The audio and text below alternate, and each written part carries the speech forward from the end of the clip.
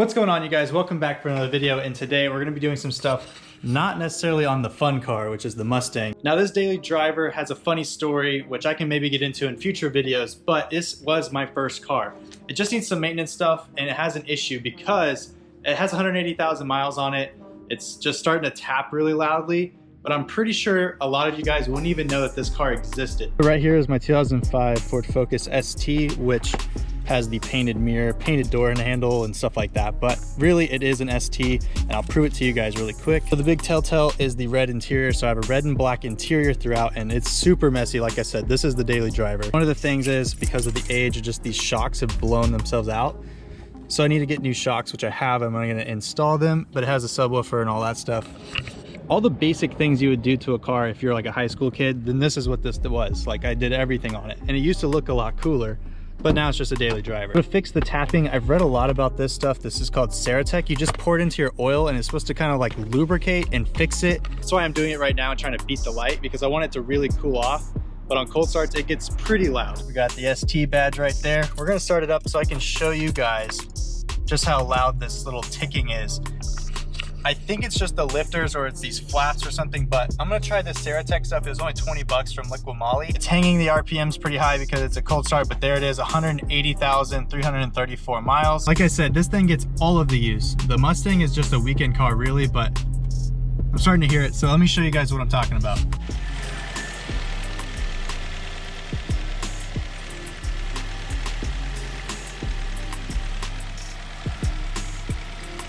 It runs really well, but it never has an issue starting up or anything, but you can kind of hear some of the tapping in there. And I just want to try to get rid of that. It has a ton of miles on it, and I figured why not try this. As you can see too, my engine bay is super dirty. I don't have my fender liners in there, and that's really why, because it just allows it to get super dirty. Now in that little sound test, you might hear two different sounds. One is a ticking and one's a tapping. The ticking is like the injectors going off, which I can definitely tell, but there's also a lower tap, like a tap. So I want to try to get rid of that. So let's see if this Ceratec stuff, just pour it in and it works, so we'll see. So there's the bottle. It just says shake really well before use, and this is good for 5 quarts, which is what this takes, and also it's good for 30,000 miles. So we'll see if this makes any difference. I'm gonna get a funnel just to be safe.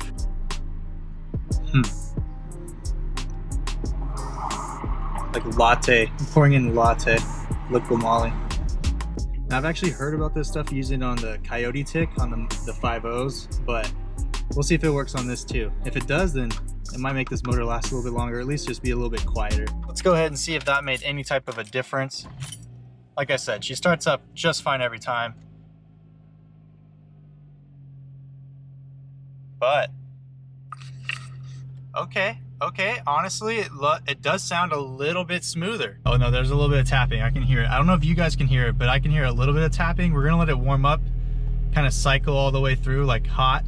And we'll see if the noise starts to go away. I got it from Amazon, and some of these people were saying it might take like a few miles of driving, or you know, a couple of days of driving to really make a difference. Really quickly, I want to also just go in more depth about that. I've read a lot of the reviews on Amazon like after I made this video, and really what they're saying is you need at least about a week to 2 weeks of driving, like a good 500 miles on it, to really notice the difference. So a lot of the reviews, like, it's really highly rated on there. So I'll leave the link down in the description below if you guys have this problem, but it seems like it's pretty good. So yeah, we'll see if this thing really works. But right now in the video, we're just gonna do a quick test and see what's all happening. See if it made any kind of noise change.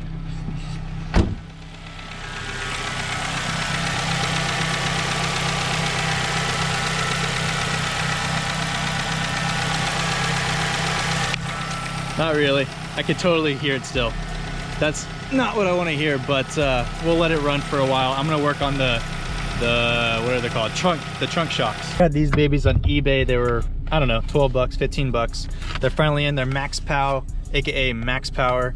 So we're gonna try to knock these things off. I think you just take off this clip, but they are disgusting, and that should help fix this trunk. And this was my high school super cheap Dynamat. I'll probably go through, if you guys want to see it on the channel, because this is a 05 ST, which is kind of rare. I might go through and actually do some of these updates, because yeah, she needs some love. A knife on me, so we use the flathead and just start to unload these things. What is this? A little sheet? I don't know. Are they supposed to be in that? I don't care. So yeah, they'll just hopefully pop right off. As always, you get a little injured. I slipped the screwdriver and missed, but we got the thing off. So now this old boy, you could see, was a little cracked. I think that's our giveaway there. Plus, it's just look at all the grease coming out of that thing. Absolutely wrecked. So let's take the new one and put it on, which had the gas strut on this side. I think we just stick it right on there. Easy. Let's see if that already helps. Oh, this would never happen. This would never happen. So that's already a big move.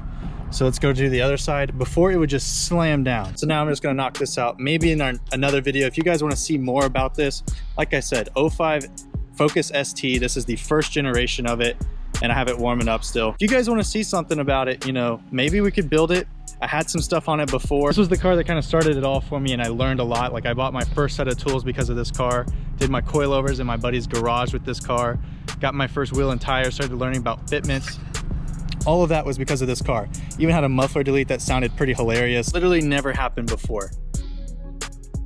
It wants to go back up. Holy crap. No way. Okay, probably the bouncing isn't good for it, but this is actually like a huge improvement for me. Dude, no way.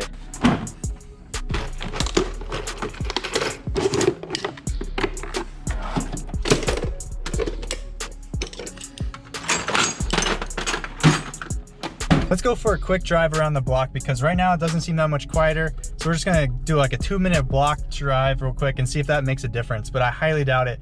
It'll probably be like all those Amazon reviews where it says it takes a couple of days for it to really make a difference. This is the beast, man. This is the car that started it all. Oh yeah, she's good to go. And I think this is original clutch at 180,000 miles. So the car I originally learned how to drive stick on is literally the car that's still running today. Ask any of my friends from high school, when I was driving this car, basically how it looks right now, I was always saying, dude, one day I'm gonna get the 5.0. I'm gonna get the 5.0. And now look, I have the 5.0 and I still have this car. This car just literally cannot leave me. I tried to get rid of it. I literally sold it back to my insurance after an accident. She came right back and we've got her, and now it's my daily drivers. This car has a lot of sentimental value. Like, everything I did, you know, while I was growing up and like forming my love for cars was in this car. Even though it wasn't a Mustang and it wasn't the car, you know, I truly wanted to build, I still had fun with it and customized it. On the Amazon reviews I read, there was a guy that had this in his Ferrari 360. So it must be something decent because he put it in his Ferrari, and you know what? If it's good enough for a Ferrari, it's good enough for a Fogini.